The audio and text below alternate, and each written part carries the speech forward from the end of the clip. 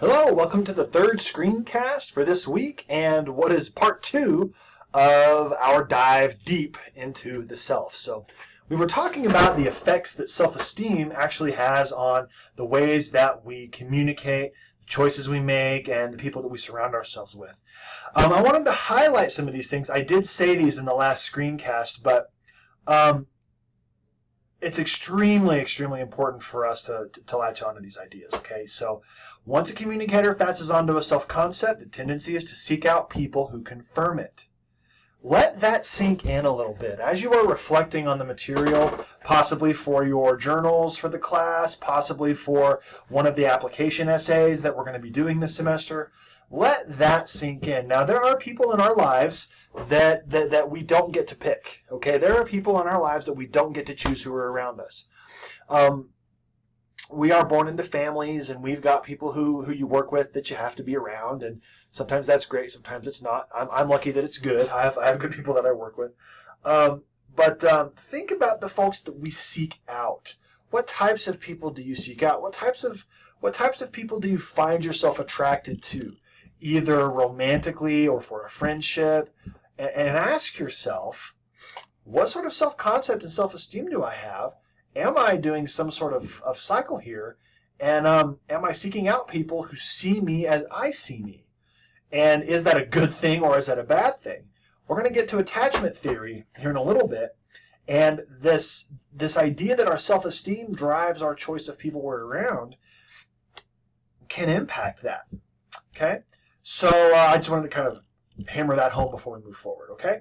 So next with self-esteem, because remember we're talking about the three things that make up the self. We've done self-awareness, self-concept. We're in the middle of self-esteem right now. So self-esteem, part of what drives our understanding of who we are is self-discrepancy theory, okay? And so our self-esteem is determined by how we compare to our ideal self and our ought self. This is going to seem a little bit like reflected appraisal and social comparison, but this happens within ourselves. Whereas reflected appraisal is me getting messages, and the looking glass self, by the way, reflected appraisal, looking glass self are basically the same thing. We have social comparison, that is me and what I do, my perceptions of the messages that you send me about myself, versus how I compare myself socially, okay? Those help form the self-concept. With self-esteem, the comparison that we do lies in our ideal self and our ought self, okay? And my goodness, do I identify with this guy right here. Like, oh man, I would actually be okay in that position, actually. So here we go. Ideal self, ought self. This is in your book, okay? So ideal self. This is exactly what you think it would be, okay? You've got the characteristics, mental, physical, emotional, material, spiritual, you want to possess. The perfect you. The you that you, in an ideal world, right? Because there's the ideal. You in an ideal version of reality would be, okay? Now, what contributes to the creation of the ideal self? Again, it's you living in the world, you having experiences, you making decisions about yourself, you seeing things in others that you want, you want in yourself, you seeing things in other people you don't want in yourself. The ideal self is the idea that you hold of who you want and wish you could be, okay? And the ought self. The person others wish and expect you to be, okay? And this is a communicated standard on some level, okay? So the expectations of your family, friends, colleagues, romantic partners, as well as cultural norms, there's a ton of discourse that comes our way and tells us a lot about our ought self, okay? So whenever I am forming my self-concept, I've got reflected appraisal. I've got the looking glass self where I'm seeing how you're reflecting me back to me, okay? And then that becomes part of my ought self. Same thing with the social comparison. Whenever I am forming my self-concept and I'm attaching value to those things. This idea of you should be this way helps form my ought self. Okay, so you've got the ideal and the ought, and all of this is going on at the same time, by the way. That's why it's so fascinating and so confusing. All right, so you feel happy, you feel content when your perception of yourself, okay, matches your ideal and ought self. Okay, so you're most happy when my self-perception matches my ideal and my ought. Okay, the discrepancy between my perception of myself and my ideal and my ought is the degree that I'm happy or less happy. Does that make sense? That's why it's self-discrepancy theory. Okay, so if you perceive yourself to be inferior to the ideal and the ought, you're probably going to have low self-esteem. Okay, I mean, does that make sense? The more like we are who we wish we were, and the more we seem to fit with what's being told, the more things seem to click and we're happier. Okay, even if that ideal self or that ought self is nonconformist. Does that make sense? So you don't, if your ideal, if your ideal and your ought are, I'm not conforming to anything, and then you're not conforming to anything, the not conforming means you conform to be happy. Does that make sense? It's we constantly are measuring this. We're constantly doing this, and the chances, by the way, the problem with the ideal self is it probably is perfect, and you can never reach it. And so we hold this impossible standard of ourselves that we will never actually reach. So many of my students are in that predicament right there, and I find myself there more times than I like to admit. And so sometimes we need to get our ideal self to be a realistic self, and to actually go, you know what, maybe some of the standards I'm holding for myself are a little bit insane. Okay, this down here is really important. Critical part of maintaining your life happiness and self-esteem is avoiding or limiting contact with people who routinely tear you down. Now, if you're in a family with these folks, that can be tough. But if you're noticing that there are people who do this and you can stay away from that, even if they're your friends, maybe you need better friends. You know, I'm just saying that might be something to consider. Okay?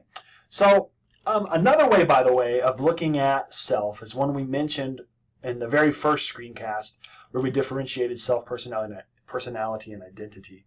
And I'm about to get to that.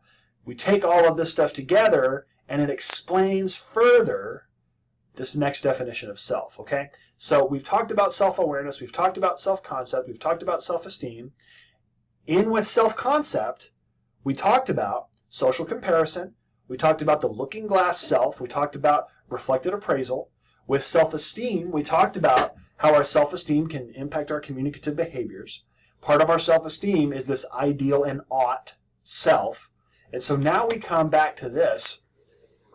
Another definition of self, another articulation of self then is the self as a collaborative creation. It's not this thing that just shows up magically. It is something that we create in collaboration with other people. I need the looking glass self. I need reflected appraisal. I need social comparison to help. I need the ought self to help define. Even if I'm like, I don't like that ought culture, I'm not going to be that. I am not going to be the stereotypical definition of masculinity. I'm going to be my version. Or okay, whatever. I'm gonna take what this means, right? In my culture, it's extremely important, where I was raised anyways, it's extremely important that you are with and take care of your family. So, okay, I'll take that part. That's cool. But I'm also not going to make fun of my partner when my partner's not around, even though that's part of the culture, because that was a thing to do. And I have a hard time hanging out with groups of men because I will not make fun of my romantic partner. And I won't complain about them. So this idea of the self as a collaborative creation, it requires others. It is not just this thing that I do insularly, okay? It's a multidimensional process. So now you can kind of see how this all happens. You've got self-awareness, you've got self-concept, you've got self-esteem, you've got reflected appraisal, you've got social comparison, you've got ideal, you've got ought. All that stuff comes together, okay? And this process involves forming and acting from social perspectives. There's the ought that arise and evolve in communication with others and ourselves. There's the ideal, okay, including but not limited to interpretation of lived experiences. So there's so much that comes to play in making ourselves the selves that they are, okay? So let's segue briefly into the sources of self. I'm going to sneeze real quick, so I'm going to pause. I'm back after my sneeze fit. Whew, okay. Let's move forward to the sources of self. Now, I can't go into depth on everything here. In fact, I wish I could, because these three things right here. Gender. By the way, we teach a whole semester-long class on gender communication. So there's so much material when it comes to gender that I don't know what to do whenever we get to this every single semester. Family is the same way. And culture, we have a whole class on culture, okay, intercultural communication. So you can teach a course on family communication. It's just usually going to be 300 or 400 level, all right? And so you might get that at the higher levels if you choose to study communication somewhere else, okay? But so I'm gonna nutshell gender and culture because, number one, we have a whole chapter on culture. I'm going to save that for that. Number two, gender is such a rich, nuanced topic. I'm going to cover it a little bit right here and then move forward, okay? Because we need to get to attachment styles. And if I get going on gender, I'm going to go 6 weeks on gender, and I can't do that, sadly. So gender, from the moment we're born, we begin gender socialization, okay? Gender is different than biological sex. That is why the classifications, gender is more on a spectrum. There is masculine and feminine, and so generally speaking, the biological sex you were assigned at birth will be the gender socialization you experience growing up. Now, so for me, I was assigned male at birth. That's my biological sex. Then over the course of my life, I was socialized as male. That means certain things. My wife was socialized as female because her biological sex was female, and so that means certain things. Now, does that necessarily mean that the way that I understand my gender, the way that I identify, is the same as what that socialization is? No. Okay. And so you have the whole spectrum of gender identities there, and it means so much for the communicative choices that we make. Again, the ideal and the ought self applies to gender as well. And so whenever we've got this socialization that's coming our way, sometimes it grooves, sometimes it doesn't groove, and man, the class on gender and communication is just so good and so helpful. And so maybe look into that, because I'm nutshelling it, and it's criminal right now how much I'm nutshelling it. Your book has like 2 paragraphs on it, I think, which is sad. The reason why is because there is a whole class on it, okay? They do a whole chapter on culture because culture encapsulates so many of these larger concepts. That's why they do that. So if you want to go more in depth there, by all means, follow that. What I need to do is I need to segue us now into talking about the family and self, specifically attachment, because attachment is going to impact the interpersonal communication. It's going to impact the ways that we attach and bond in our interpersonal relationships. Okay, so I'm going to stop, and I'm just going to start a fresh screencast, so I have plenty of time to do that. All right, I'll see you in the next one.